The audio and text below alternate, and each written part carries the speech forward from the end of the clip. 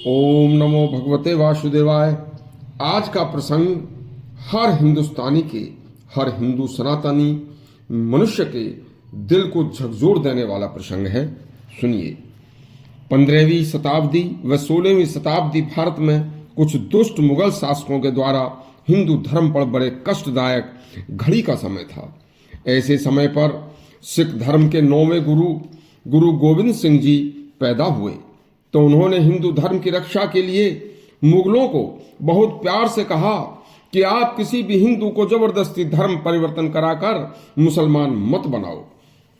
यदि कोई हिंदू अपनी मर्जी से अपना धर्म त्याग कर तुम्हारा धर्म अख्तियार करना चाहता है, मुसलमान बनना चाहे तो हमें कोई दिक्कत नहीं है, लेकिन जबरन मुसलमान मत बनाओ। उस समय औरंगजेब का पूरे देश पर शासन हो चुका था। वह दिल्ली के तख्त का मालिक बन चुका था। उसके पास भारी सैन्य शक्ति थी, तो उसने अपनी ताकत के बल पर गुरु गोविंद सिंह को ही धर्म परिवर्तन करने के लिए मुसलमान बनने का अल्टीमेटम दे दिया। गुरु गोविंद सिंह ने उससे बहुत लड़ाई लड़ी और फिर उस लड़ाई में उसकी बड़ी सेना के सामने गुरु गोविंद सिंह को उस औरंगजेब ने बंदी बना लिया। उनके 2 बेटे अजीत सिंह, जुझार सिंह मुगलों के साथ चमकौर के युद्ध में मारे गए। उनके बलिदान के बाद उनके 2 पुत्र जोरावर सिंह मात्र 9 वर्ष के थे और फतेह सिंह मात्र 7 वर्ष के थे और बच्चे थे। तो दुष्ट औरंगजेब ने गुरु गोविंद सिंह को झुकाने के लिए गुरु गोविंद सिंह के ही सामने दोनों इतने छोटे मासूम बच्चों को उनके सामने जिंदा दीवार में चिनवा दिया, लेकिन गुरु गोविंद सिंह नहीं झुके। इसके बाद उस दुष्ट औरंगजेब ने 1675 में राजधानी दिल्ली में चांदनी चौक में उनका सिर काटकर एक मस्जिद के ऊपर टंगवा दिया। गुरु गोविंद सिंह अपना सर्वस्व न्यौछावर कर दिया था। हिंदू धर्म की रक्षा के लिए उन्होंने अपने 4 पुत्रों को बलिदान कर दिया, स्वयं भी बलिदान हो गए, लेकिन इस्लाम नहीं स्वीकारा। तब इसी तरह हिंदू धर्म के रक्षक भाई मतीदास के शरीर को उस दुष्ट औरंगजेब ने बीच में से चीरकर उसके 2 हिस्से करके इधर उधर 2 फाड़ करके फेंक दिया था तथा भाई सतीदास को भी रुई में लपेटकर जीवित जिंदा जला दिया था। भाई दयाला जी को खोलते हुए कढ़ा में जीवित डाल दिया था।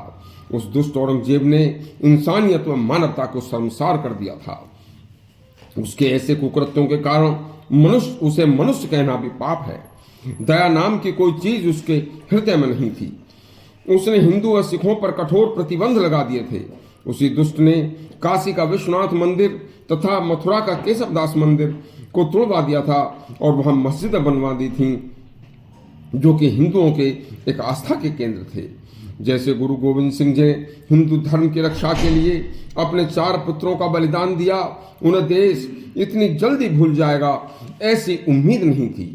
लेकिन फिर ईश्वर की कृपा से 2022 में भारत सरकार ने गुरु गोविंद सिंह के 2 बेटे मासूम 9 साल व 7 साल के वीर बहादुर बच्चों की शहादत को प्रणाम कर वह उनके प्रति सम्मान कृतज्ञता प्रकट करने के लिए 26 दिसंबर को वीर बाल दिवस और मातम दिवस मनाने की घोषणा की, जिससे हमारे नौनिहाल बच्चों से लेकर सभी बड़ों तक को इतनी छोटी उम्र के जोरावर सिंह, फतेह सिंह और जैसे नौनिहाल बच्चों के साहस और बहादुरी को याद किया जा सके।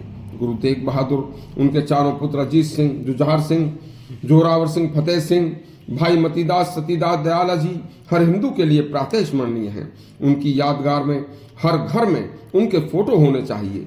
उन्हीं के बलिदान से हिंदू धर्म बचा था।